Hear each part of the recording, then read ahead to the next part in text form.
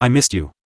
Shira muttered as she lay hugging me tight, the two of us seated on a sofa as I kept lightly patting her hair, my disguise in action as the two of us lovingly snuggled up to each other. So we will be leaving in 2 days, right? I asked, to which Shira nodded her head, her expression filling with several emotions as she spoke. It seems something big is going on, and my father wants us back. She stopped here, seemingly hesitant to continue, to which I looked into her eyes, my expression loving as I took a sip of her soft lips. Tell me, dear. I whispered, to which her body trembled, her eyes gaining focus as she spoke. I also want to talk about us to my father. Oh. That's nice. I internally mused while keeping an outward expression of surprise. I spoke. I don't know if that is a good idea. My words were a bit weak as Shira looked at me with a confused face. Seeing so, I spoke. Well, to your father, I am just among the many dogs he wields, while you are the future of the family. I fear if he gets to know about this, he might kill me. Don't tell me you don't know of it. My words seemed to stun Shira as her eyes shook, her hands soon wrapping around my neck while she hugged me tight. No, I don't ever want to lose you. She whispered with conviction, the love within her bursting out, a love enough to help me turn her family upside down. Shush, don't worry. I am here, and I am never leaving you. I spoke as I patted her back, placing a small kiss on her head as I did so. This seemed to calm her down as she lay in my embrace with her tightly holding on to me. You will never leave me, right? She suddenly asked, to which I whispered into her ears. Of course, I am never leaving my cute loving slave. Hearing my words, a small blush came to her face, seeing so I pressed my lips against Shira's, feeling the heat of our desire building with every passing second. Her blush only fueled my own hunger as I pulled her closer, my hands exploring her soft curves. Shira's inexperienced attempts to kiss me only added to the allure, her trembling lips a testament to her longing. I couldn't help but tease her, my hands caressing her delicate skin, making her shiver under my touch. As I watched her fumble with the buttons of my shirt, I couldn't help but admire the fading marks from our previous encounters. Those reminders of our passion only served to intensify her desire, making her body quiver as I traced them. She finally managed to remove my shirt, and her arousal was evident, her love juices already beginning to flow. I couldn't wait any longer, not when she was so ready for me as I pushed her down on the sofa. I knelt between her legs, spreading them wide, and my gaze fixed on her swollen, inviting lower lips. Her eyes held a mixture of fear and desire, but it was her love for me that shone through. She was willing to let me do anything to her. You're beautiful, Shira, I told her, my finger gently tracing her lower lips, causing her to whimper in embarrassment. I didn't waste any time on foreplay. She was wet enough, and I wanted to feel her wrapped around me. I freed my member from my pants, rubbing the glands against her swollen lips, teasing her. I'm going to enter you now, my dear, I said, my voice commanding. I instructed her to lock her arms around my neck and kiss me. She hesitated briefly, complaining about the pain, but with a stern look, she complied. As her lips met mine, I ruthlessly thrust inside her, feeling her cry out in pain and writhe beneath me. Her tightness and my size created a burning sensation that she was still adjusting to. But she was mine to pleasure and command. Kiss me, I ordered again, ignoring her discomfort. Ah, she moaned, and her fear along with her desire made her obey me. She kissed me with increasing intensity, her tongue demanding a response. As her attention shifted to our passionate kiss, her body relaxed, allowing more of me to enter her. I took my time, letting the pleasure gradually overcome the pain until her moans filled the room. After what felt like an eternity, I could no longer restrain myself. I locked her hands above her head, increasing the intensity of my thrusts. Her breasts pressed against my chest, and I buried my face in her neck, listening to her sweet cries. I found myself entangled in a passionate embrace with Shira, a sultry enchantress who had ignited a fire within me like no other. The room was shrouded in the intoxicating scent of desire, our bodies intertwined in a dance of lust and longing. As my hands explored every curve of her luscious body, I couldn't resist the urge to tease her. With a firm grip on her sensuous derriere, I guided her movements, igniting the anticipation that simmered between us. Oh, yes, Shira moaned, her eyes rolling back in ecstasy as I plunged into her with an unrestrained fervor. Waves of pleasure washed over her, rendering her helpless to the impending climax. I flipped her over, pinning her beneath me, and the thrill of dominance surged through me. Shira's pleasure-soaked voice filled the room as she wrapped her legs around my waist, granting me unhindered access to her deepest desires. With every passionate thrust, I could feel her shudder, her inner walls clenching around me with an intoxicating grip. My name escaped her lips like a sensual melody, urging me on. The tantalizing jolts of pleasure coursed through Shira every time I hit her cervix. Unable to contain her desire, she marked me as her own, biting down on my shoulder and suckling on my neck, leaving a trail of fiery hickeys in her wake. Ah, her cries echoed in the room as her climax washed over her, her inner muscles contracting around me, momentarily halting my movements. Gritting my teeth with sheer determination, I buried myself deep within her, filling her completely. I surrendered to the intoxicating ecstasy, emptying my essence into her with ragged breaths. Shira's body trembled as the heat of our passion seared through her, and when she opened her eyes, I beheld the look of love and desire that mirrored my own. Her gentle hand caressed my cheek, fingers tenderly threading through my hair. I couldn't resist the allure of her lips, planting light kisses all over her flushed face. You're so beautiful, I whispered, my voice brimming with adoration. A soft giggle escaped her, her eyes dancing with mischief. I know, she teased, her voice a seductive purr. I love you, I confessed, my heart laid bare before her. Her playful smile deepened. I know, she teased again, her lips brushing against my ear. I don't want to sleep tonight. Her seductive whisper reignited the burning desire within me. I have no intention of letting you rest, my beautiful temptress slave, I responded, my smirk filled with anticipation. I resumed my rhythmic movements inside her, the connection between us growing stronger with each thrust. Shira responded to my desires with a sensuous sway of her hips, her body moving in perfect harmony with mine. Our passionate moans and desperate grunts filled the room as we surrendered to the irresistible pull of our desire once more. In the embrace of the night, we became one, a tempestuous storm of pleasure and longing, each moment driving us deeper into a realm of ecstasy where time and space ceased to exist. Our union continued for hours, desire and pleasure intertwining in a dance of raw passion. Shira, once innocent, had transformed into a passionate lover, matching my fervor with her own. Fresh marks adorned our bodies, evidence of our fervent lovemaking. She being a treasure in bed, an insatiable flame that I couldn't resist. Previous index next. 2 days later. Is everything set? I asked the communication orb, to which a reply came. Everything is going in order. Good, contact me the moment you feel like something is off. Speaking so, I shut down the communication system as I looked at my room. Within moments, I will soon meet up with Shira, and from then on, the plan will begin. Both my mother and sister are in place, and for now, things will stay the same until I give the signal that is. Guess I will be dealing with this soon. World Quest. Description: tap into the secrets that lay hidden within the Hillclode family, rip apart the facade the once glorious family has created, and unleash to the world the truth about the demons they have become. Reward: a small truth of the world. Penalty: no penalty, it is your choice, not mine. My eyes focused on the quest, the reward of truths being a very dangerous sweet for me, but something told me that it would just be the beginning of the quest waiting for me. In a way, this is optional, but considering my circumstances, can this in any way be said to be a choice? It doesn't force me, yet it takes my circumstances into consideration and gives me a quest that I won't be able to reject. And the worst thing is I can't come to hate the system for it because, in a way, I would definitely have destroyed the Hillclode family after knowing that they are aiming for my family. All this does is make the situation on how I deal with it different. Status. Name: Austin Lionheart. Sex: male. Age: 18. Species: human. Looks: 10 out of 10, you know what they say, the better they look the rotter will be their insides. Talent? Sad yet happy to say you have reached a level of talent where there is no marking. Hidden bloodline: unlocked the hidden hero, in this case it's the hidden pervert. Titles: The Manipulator, Ladies' Man, Peeping Tom, Yandere Collector, Young Master, Spank Master, The One with No Limits, The Mind Breaker, The Incestuous Bastard, The Holder of Two Mommies, The Gigolo of Gods, etc. Power: Origin Level 10. Total points: 3280,000,000,000. Partners conquered. Eleanor Claus love, 160%, look like you finally broke her and it seems her affections just keeps going. Grace Lionheart love, 200%, well your mommy's gonna suck you dry. Clara love, 211%, well you know what they say, happy maid, happy death. Orpheus Blanche Marakia love, $@ they say having a sugar mommy's the best but for you, your mommy's gonna suck you dry, along with your real mommy. Roselia D. Hydra love, $, you better watch your back bro cause she's been eyeing you ever since you were a minor and once she is free, then, hell might soon look like a happy choice to you. We have come a long way, haven't we? In a way, yes. Although seeing the girls around you, I don't know how much longer your journey might go. Holding back my lips from twitching, I replied. It's good to see that you are still as sassy as ever. I was born sassy. Condolences to your mother then. Hey. Leaving behind the screaming system, I soon exited the room and walked towards Shira. Within minutes, I was in front of her as she stood before me in her male dress, her eyes lighting up as she saw me. However, she didn't react excessively, as 3 different students stood beside her, aligning with her and her family. You are late, one of the males spoke in an arrogant voice, knowing I was just a hunting dog of the Hillclode family. I am sorry, liege, but I had some duties to verify before I left, I replied respectfully. His scowl only deepened, but before he could speak, Shira did. Stop, we don't have time for this. Let's leave. Her voice was cold as she looked at the guy, who quickly turned meek and started to curry favor with her. I inwardly shook my head. I kinda miss beating up the arrogant faces of people that challenged me. During my travels, that was a fun thing I used to do.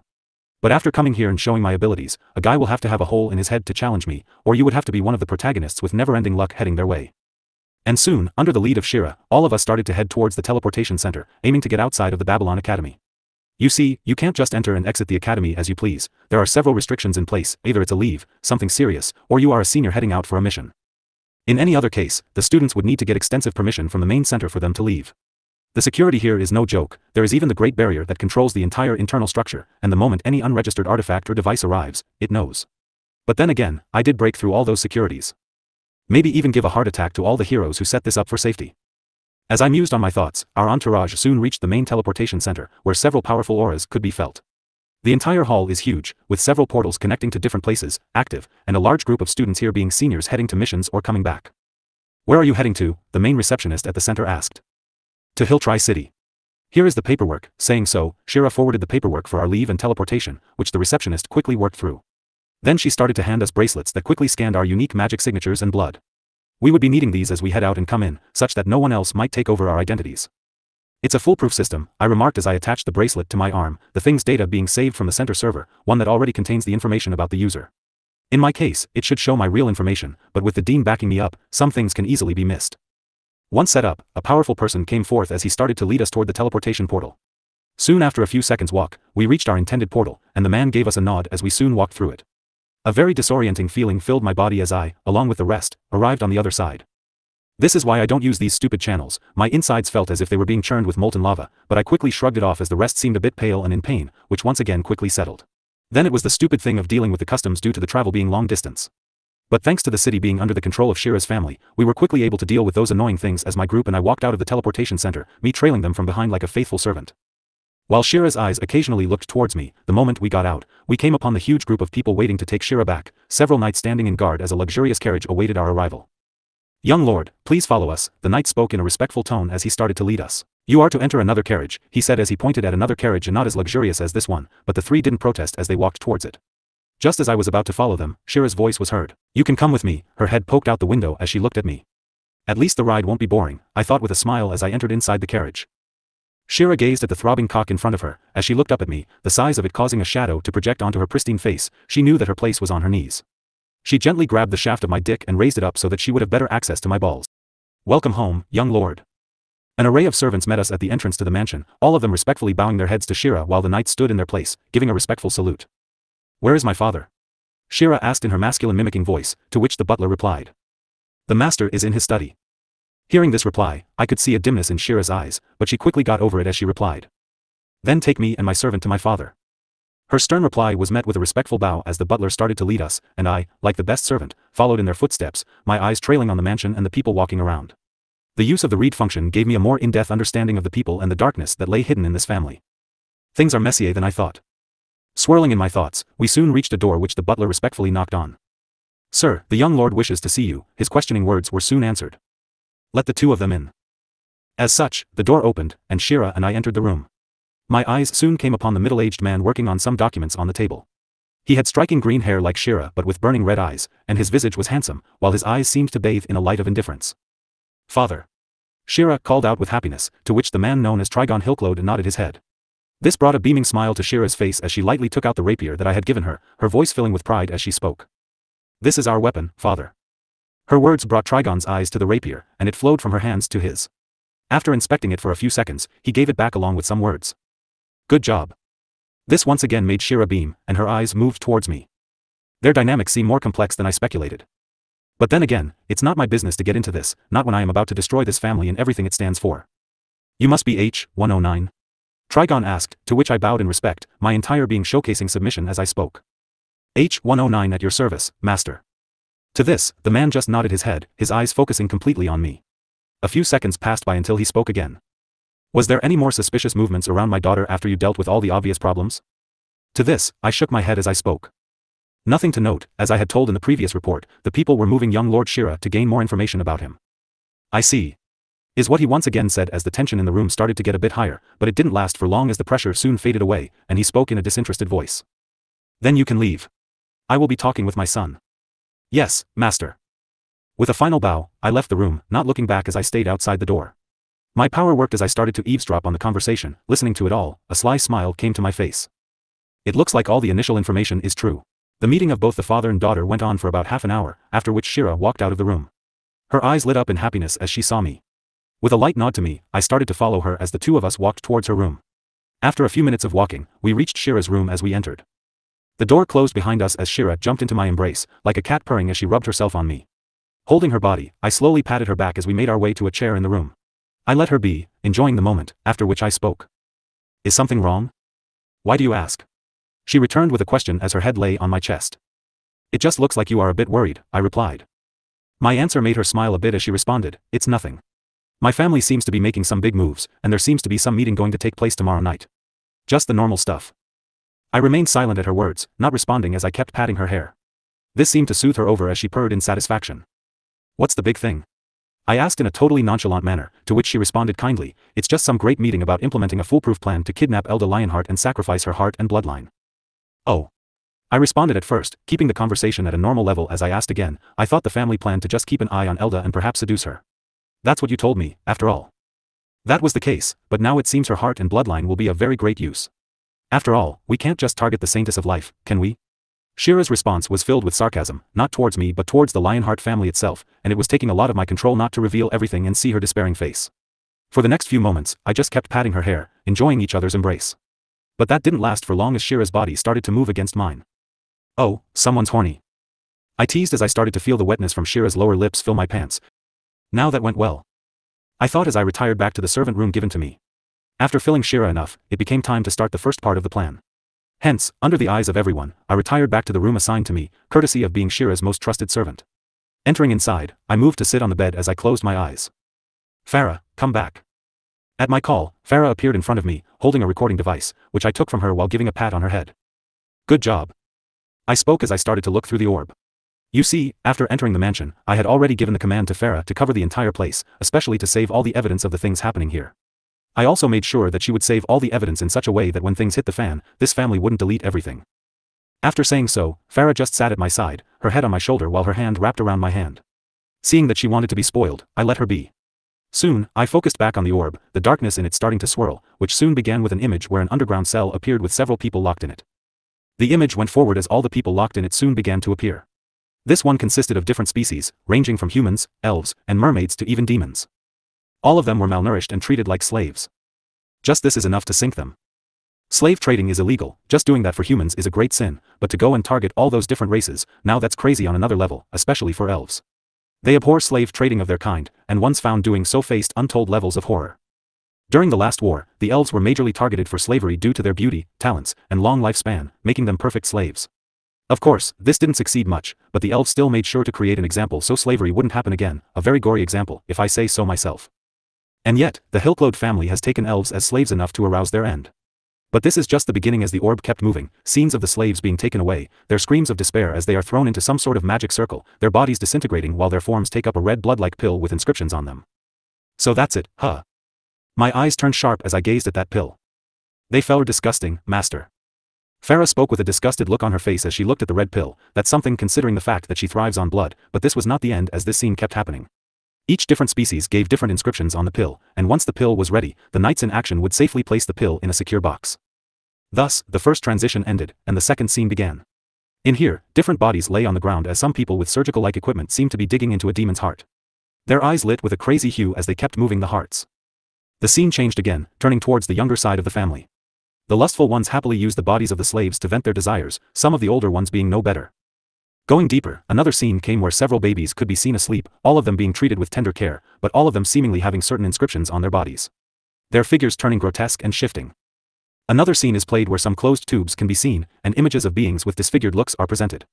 All of them were connected with some pipes and looked as ugly as the depths of hell, their faces marked with pain, absolute pain, and despair as they kept crying out in their containers. The Chimera Project. I thought as the images all died down. My countenance turned eerily calm. In truth, I have seen a lot of terrible things in this world as I traveled it, but what I see now is something that stays at the top of absolute crime. I closed my eyes as I took deep breaths. The last of the sympathy or any kind of feelings I had for this operation turned to dust. These people deserve what is coming to them, and I will make sure their death is painful and never-ending. With a tired sigh, I sent all the proof Farah gathered. The required people must have received it by now, and thus the green light for the operation is given.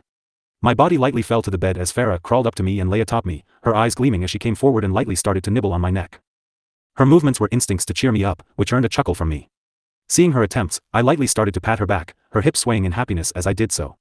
Seconds passed by as Farah kept nibbling on my neck. It lasted until she created a small hickey on me, seemingly satisfied. She raised her head after giving some final licks to my neck. You are better now, master? She asked with an innocent voice, to which I nodded my head with a happy smile. Thanks to you, I am. I replied as I moved forward and took a sip of her lips, her expression melting as I did so. Soon things resulted in Farah lovingly laying on my embrace. She drifted to a good sleep as I kept lovingly patting Farah. Third-person POV. Is everything set? Ralph asked the people around him. The gathered members were the best of the best, and they all gave their consent. Ralph's eyes then turned toward his wife, Athena, who seemed to be gazing at the Hillclode mansion with worry in her eyes. "Don't worry, Austin will be fine." Ralph spoke, to which Athena snorted as she replied, "He better be, or else it's on you." Her tone was accusing as she spoke so, and Ralph could only give a wry smile. "Honey, he will be fine, and he was the one that wanted to do this. Frankly, I am more worried about the people in the mansion." His reply only got a sharp look from Athena as she replied, "Humph, I still don't want him in danger. If anything happens to my little brother, then..." Athena didn't need to finish her words as the mana in the atmosphere itself got extremely heavy. Sigh, damn you, Austin. Fucking me up even when you are not here. Ralph cursed in his mind as he once again tried to calm down his wife. As she wants to just burst into the mansion and kill everyone inside. "Don't worry, Nora, Austin will be fine," Grace said with a calm voice as she patted Nora's shoulder. Nora seemed to be getting more and more worried as time went by, especially when the proof they needed reached their hands. The horror reflected in the orb increased the worry of both Nora and Grace, fearing the risks he had to take to get these images in secrecy. "Don't worry, Austin is stronger than we all know." Mira spoke with a calm voice, but she, just like Grace, had her hand held tightly. While the slumbering mana in the atmosphere grew heavier and deadlier, Mira, with a thought, would be able to end all of this. In reality, there was no need for any other members. The right movement of Mira was the best and least time-consuming. Yet the more dangerous way is being done. Why? The reason is very simple, revenge. All the people gathered here want revenge. The Dark Knight for what the Hillclode represents and for trying to get rid of Ralph's and Athena's children, the Lionheart family for what the Hillclode family is trying to attempt, and their dark intentions for the women of the family. All of them want the raw feeling of pain they can inflict on the members, and in retrospect, everything is safe with Mira being here. With her, no one shall leave, and no one she deems an ally shall get hurt. It's a foolproof system, but then again, with such a hidden family, they can all never be too careful. Nothing will happen to Austin, I guarantee it. Mira spoke, her eyes peering into the mansion, while her heart stayed calm at the fact that she could still feel his mana signature being calm and well. This time, nothing shall happen to my family. Previous index next. Falls. Austin POV. The next day. The atmosphere here has gotten heavier. I mused as I sat in my room, Farah already taken back into my body, blessing me with fun. The atmosphere around the mansion now felt dreadful and dreary, a confounding feeling of sadness, regret, and death spilling around the whole area. It was subtle, but the entire land around this place seemed to be transforming into something deadlier. Just how low do you have to fall to do something like this? Shaking my head at useless thoughts, I opened the door and stepped out. Servants and others were moving around. I started to walk around the place, reaching a window. I could see several carriages parked outside of the mansion, all of them well decorated and beautiful. The branch families and the other supporters. After gazing at a few, my eyes peered farther outside of the mansion. By now, all of my people must have scoped out the entire place, covering every exit and making sure to plant every trap. Of course, with Mira present, nobody could escape, but it's never too much to have more safety measures in hand. Moreover, this is a quest by the system. I am more than sure that something or the other might go wrong. Turning my gaze away, I started to walk through the place, my pace modest and my path unhindered. I walked into a hall where several nobles were moving around. The hall was decorated grandly, with wine and talk all around. I too was dressed appropriately for the occasion as I moved around the place. My presence was barely felt. Then, my gaze landed on Shira, the young lord surrounded by a lot of young people, some trying to kiss her ass, and others of equal standing deserving respect. She looked to be the center of it all. Though her face seemed impassive and she barely responded to their words, then her eyes met mine. I smiled slightly at her, and a genuine smile broke from her face. She gave me a light nod as I gave one back to her. Seeing this, I easily broke away from the hall, heading to a garden, which Shira joined an hour later. "Miss me?" I asked with a sly smile, to which she nodded her head. "A lot." She replied as the two of us just kept walking around the garden, the presence of people here scarce. "Shira, did you ever think of leaving all this and going away?" My question made her confused and she asked, "What do you mean?" I spoke, "I mean, you know, leave it all behind, live a quiet life without involving ourselves in this bloodshed and death." My question only brought a frown to her face, a sneer filling her visage as she spoke. "Why would I leave behind my life of wealth and power? It's an amazing feeling to have all this, and once the plans are complete, won't I, no, we be untouchable?" As she said her words, she lovingly twisted her hand around mine. In her mind, my question was just some sort of lax words. To her words, I smiled back at her as I spoke. "Of course, the world will be yours and mine." And hence, we just talked for 15 more minutes after which Shira left, going to join back at the meeting. I stood there feeling the wind on my face. Sigh, you didn't give me any space, Shira. I tried to find any remorse or a sense of loss in her, but she came back just as I expected her to be. I don't dislike her thoughts, for it's the nature of any being to want power and to do anything for that power, for I am no better than her. While everything the Hillclode family is doing is disgusting to me, the main reason I am doing this is to protect my family and to keep the world that has the people I care for safe. Saving the world not to save it but to only save the people I care about. I shook my head at my thoughts as I looked at the evening sky. Haven't I grown arrogant? Third person POV. What's this meeting suddenly for? A man asked sitting around the round table, the darkness of the night filling the sky. 10 different people sat around a round table, with Trigon taking the head seat. His indifferent eye looked around the table while his son stood behind him with an arrogant gaze, looking at all the people around the table. We have now gathered enough pills. Trigon spoke in a calm voice, astounding the people around as greed started to take over their faces. One of the men around the table asked, then when can we start with ingestion? Soon, for now, we have something else to deal with, Trigon said, and soon the door to the room opened as a man whose hands were tied was brought in. Seeing the man brought in, Shira's eyes widened. Austin POV. Now that's a nice gaze, I thought as I entered the room with my hands tied. The two knights beside me held me tight as they pushed me in. What's going on, father? Shira asked as she looked at me with worry, to which Trigon didn't reply. He and his goons looked at me with narrowed eyes, and a moment of silence took place before Trigon spoke. Who are you? Hearing this, I looked at him with confusion as I asked, what are you asking, master? Don't play the fool with me. I know you are not H-109 because each of those slaves has a unique signature birthmark on them that they themselves don't know about. Interesting. Even I couldn't tell anything about some unique birthmark, but then again, I am not omnipotent and can't get it always right. The atmosphere in the room got heavier after Trigon's words. Shira looked at me with trembling eyes as I looked at the rest, a smirk taking over my face as I spoke. Gotta say, you are more meticulous than I thought, but then why didn't you take me down when I reached this place? I asked with confusion. My following words took the strength out of Shira's legs as she fell to the ground. None paid attention to it as Trigon spoke. I wanted to watch what you will do, plus you seemed like the perfect test subject for some experiments. As he spoke these words, a dark and dreary aura flowed out of him, while on the ground, Shira kept trembling. She looked at me with bloodshot eyes, pools of tears at the end of her eyes. Her face being filled with extreme betrayal, anger, and pain. To this, I paid no heed as the knights holding me tightened. You don't fear that I have backup? I asked with a sly grin, to which he responded, why should I care about some pawn? You think I am a pawn? I asked back to him as I snapped my fingers. Just as I did that, a huge explosion took place, one that rocked this entire mansion to its core. The people in front of me shook in their seats as the two knights holding me fell to the ground, dead as they could be. Freeing my hands, the disguise around me disappeared, my true form coming into view. Just as it did, dread started to settle down in those gathered here. Austin Lionheart. Trigon muttered, to which I clapped my hands. The one and only. I spoke with a smile, and just as I did, Shira vomited onto the floor, her bile, her food, and everything she could.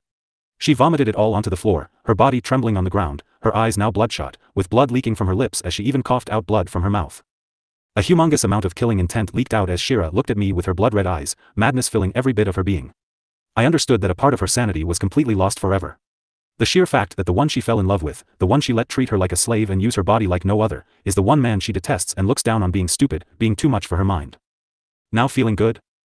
I asked with a smile to Shira, her expression extremely twisted, her face turning to look devious as she dived at me, her powers breaking through from Origin Level 3 to peak of Origin Level 4, a dangerous and a kill-like move.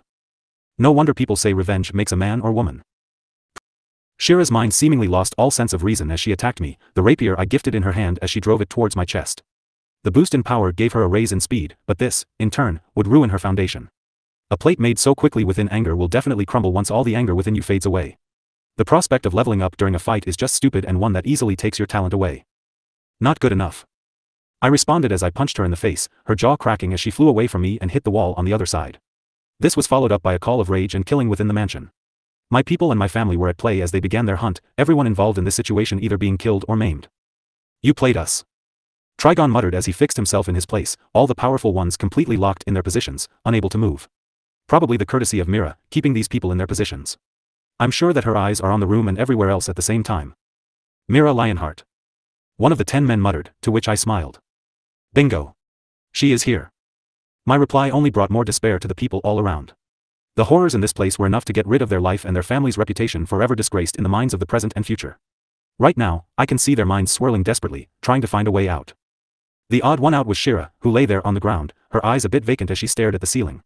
The first part of my revelation brought her pain, and my punch now gave her clarity. The reality of the situation quickly settled in as she leaned against the wall, choking as her tears kept running down her cheeks. The shock of the man she came to love with everything betraying her slowly chipping away at her sanity. The aura around her getting dark and wearing. Certain red-like inscriptions appeared around her, while her body kept twitching on the ground. Good thing I already broke her jaw. It would have been more disastrous for me if Shira started to scream in a more disastrous voice that I used her body and let her be. This going into my aunt's ear will not bring me the positive effect that I am aiming for. The cover of just being Shira's good friend would have then been blown completely. This is the end. There is nothing you all can do now. I spoke. Killing them might be good, but then I would be depriving the world of the information they need, especially from Trigon. He is more useful alive than dead to the world. This is not over. Trigon suddenly muttered. And then there it is, the twist. And just as I thought this, Trigon's body suddenly burst forth with power. Thousands, if not millions, of red disgusting inscriptions like lines, wriggled in his skin like worms. The same thing happened to the rest of the people in the room, the 9 others' forms turning and twisting disgustingly as their form began to twist. An aura that I am very familiar with started to rise from them. Corruption energy. Mira shouted out in my ears, and the thing is I am not feeling this just from here but from the entire manor. My senses linked with Farah's as I started to feel the chimeras in the underground awakening. They too released a potent level of never-before-seen corruption energy. The babies in the underground popped like bubbles, becoming red mists, causing several spikes in power all around the manor. Power batteries, huh? In front of me, all of them became something different. The men gained an extra height, their limbs elongating, while the red inscriptions fit perfectly on their darkened skins. The form of the 9 men was disgusting to look at, but for Trigon and Shira, the transformation was more perfect. Both of their forms didn't change, but their skin became darker, forming the color of dusk. Small crack marks formed around their skin, while a single huge inscription took the form of awe on their forehead. The aura within them heightened to a never-before-seen power level, an intense suffocation filling the hall as Shira and Trigon broke into a never-before-seen increase in level of power. Name, Trigon Hilklode. Power, Imperial Realm 1. Name, Shira Hilklode. Power, Origin Level 10. Yeah, that is bullshit if there is any. Such a rise in power is unheard of, even if corruption energy takes over a person. Moreover, what the fuck law did Trigon get to just burst through to the Imperial Realm in just a single go in a single second without even giving Mira a chance to retaliate? No wonder they are all being smitten into this path. With the promise of such power, through such easy steps will tempt anyone. Even more, I can see that the transformation for none of them has taken away their sanity or state of mind. Name, Shira Hillcloud. Love, minus 200%. Guess that's a new benchmark, that's for sure. Austin, stay behind. Mira spoke in a heavy voice, the mana around her getting heavier as she said so. So this is true power. He murmured, while the other twisted people kept chuckling. I didn't come alone, and I muttered. And as soon as I spoke beside me, Era appeared, and just as she did, the atmosphere froze. Daddy, you broke your promise. She muttered while biting her lips. To this, I feigned a sad look as I walked towards her. I am sure that in this atmosphere, it is only me, and Grace capable of moving.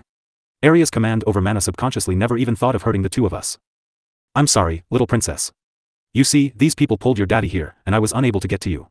These bad people are the ones keeping daddy here.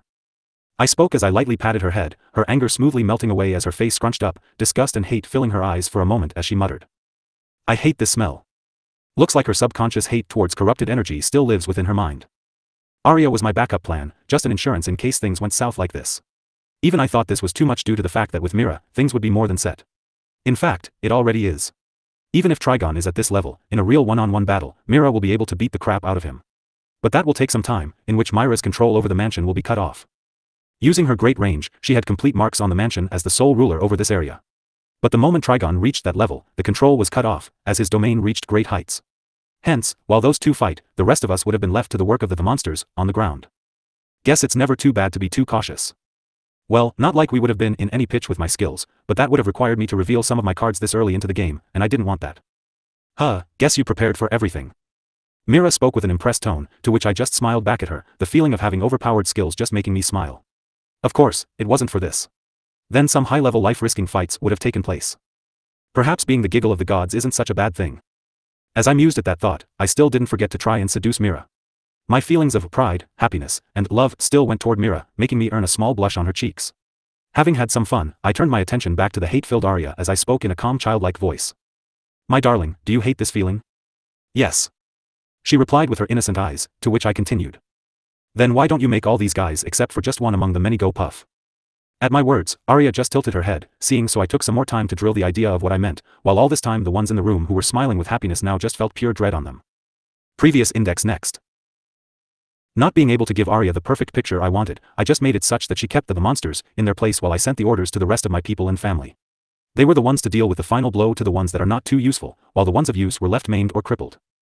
The cries of death and pain filled the entire manor. All of them being family and friends of the Hilklode family, and now, standing in this room, I can see the final embers of despair setting in the faces of the people here. Now they knew they had lost. All this while, Shira's eyes kept looking at me. Those eyes, now completely black, looked at me with an extreme amount of hate. The hate she has for me increasing by the seconds, as the cries and failures of this family kept being heard. You really thought everything through. Mira spoke as she looked at Arya, who now sat on my lap while I kept giving her light pats on her head. The little girl melted at my touch, a very unique scene to say the least, with me having a little girl on my lap surrounded by these monsters. What can I say? I take all of your safety very seriously. I spoke, which earned me a chuckle from Mira. But then her expression turned much more serious as she looked at Shira and Trigon. This power, she murmured, and I finished her words, is very dangerous. The very prospect of blasting through such levels of power, even to the Imperial realm without taking years to master a law, is just pure nonsense. Such power would definitely throw the world into chaos. And now I can understand more why that side keeps getting more and more people.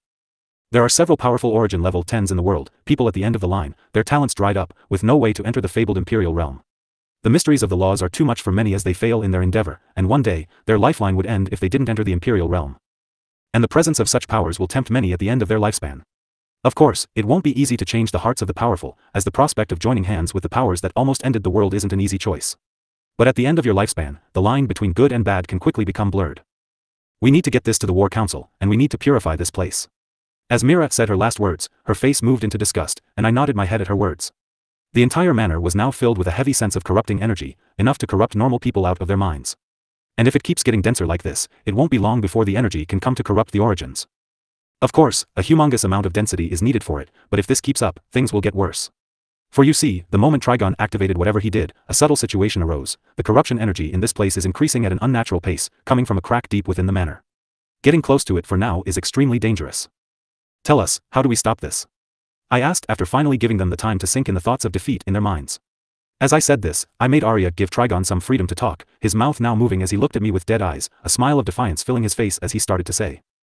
Hey, even I don't know how to stop it. Soon the whole place and later the entire CI dash. Yeah, that's enough, I interrupted him, and along with it, Arya closed up the guy's mouth. She was happy to do so as the corruption energy in the guy was annoying the hell out of her, but my gentle touches kept her at bay. Austin, this is not good, Mira spoke, worry filling her voice as the veil she wore covered her face. To this, a frown came to my face. The prospect of a crack, even one so small, is enough to affect this world in a dangerous manner. Other than that huge crack existing in that place, there has never been another confirmed crack in the world. The presence of another will throw this world into a huge alert. If not taken proper care of, then this energy might be released toward the city, spreading far and perhaps soon changing the life of this entire region. The other humongous crack is in a situation keeping it spread toward all regions and, at the same time, keeping the danger level small. But this minuscule crack changes the entire game. Sigh, just what kind of difficulty does your quest have? Hey, I don't dictate fate. Right. Scoffing at the system, I turn to focus on the problem at hand. Right now, the energy is kept at bay by Arya, and Mira is also keeping an eye on it, but we can't keep this going for long. I might be able to close it, I suddenly spoke, gaining the attention of everyone in the room. Myra's eyes narrowed at me as she asked. What's the price? I might fall unconscious for a few days. I responded, to which Mira directly replied. Absolutely not. To this, I looked into Myra's eyes, my happiness and care toward her flowing to her, which slowly brought a tremble to her eyes. I have to try. I responded, not if it's going to hurt you. Mira directly spoke to me, her eyes staying concrete as she continued. First, you are to talk this over with all of us, then are we to even think about this? Seeing that this was her final stance, I stayed quiet, my feelings of happiness at her care and disappointment at not helping in saving lives going toward her. So the first part is set. I mused as I kept patting Arya's hair. The truth is, it's quite easy for me to seal the thing if I take the power level of Orpheus and use the special energy I have due to my bloodline and the special bow. But I can't directly jump to that, for I need to lead the thoughts of my family in a specific direction, one where I will have a few days alone with my dear Aunt Mira, to finally settle some things between us. You have been running away from me for too long. I thought, looking at Mira before turning my eyes toward Shira, who still had her eyes on me. The sheer rage and anger in her still fill her eyes, the pain of betrayal bringing in tears as I can see small pools of tears still falling from her eyes turning blood red. Sigh, it's time I settle this. Turning toward Mira, I spoke. Aunt, can you place me and Shira outside the range in a quite isolated place and leave us there? My words brought a frown to Myra's eyes, her gaze. I want to end this, Aunt, are you sure? To this, I nodded my head, leaving her to finally agree. And thus, soon both Shira and I appeared in a somewhat lush area, the control over Shira leaving as she got back her control. I will kill you. And just as she finished, she appeared in front of me, her hand aiming to punch me, but, ouch, that might hurt, I spoke with a smile. The silence within the lush plains shattered as the roar of Shira filled the place. She slowly rose herself from the rubble, her mind still fully filled with hate and killing intent, with no question about how I had punched her across the place, despite her being at origin level 10. Raw dense energy started to circle around her, the inscription, on her forehead lighting up, as a beam of energy faster than any left her head towards me, the power within it crushing, and I could even sense a heavy amount of corruption energy centered around it. That's dangerous, I mused to myself, realizing the peril. I coated myself with the special energy property of my bloodline, my hand raised as it came face to face with the energy. The two battled each other until the light faded away from Shira's head. This is something to look into, I thought, examining my hand. It emitted a small sizzling sound. Shira didn't let me dwell on my thoughts for long as her rapier soon appeared near my heart. The place she stood before caved in as I came eye to eye with Shira, her black eyes now a blanket of negative emotions. The rapier, aiming for my heart, missed as I blinked to another location. The rapier's force quickly destroyed the area before it, leaving only destruction. Shira stopped in her place for a moment, her head whipping towards me. With speed, the same ray as before blasted at me. I dealt with it in the same manner, taking the brunt of it with my hand until those symbols once again cooled down. My body tensed as I appeared before Shira, my fist aiming towards her face. She dodged it, her rapier twisting in an impossible manner as it went towards my eye, which I also dodged. My leg rose as I kicked her in the stomach, her body flying across, leaving the place of our little bout completely desolate. Our pure powers, both at origin level 10, brought forth extreme pressure from our actions. Just one small action from the two of us easily destroyed the entire place. Shira landed on her feet, her black eyes once again locked onto me. The ground below me caved, a sinkhole of 100 feet opening below to swallow me up, yet I stayed fixed. I floated above it effortlessly. However, a huge shadow seemed to cover me. Raising my head above, an upside-down hill appeared within the clouds.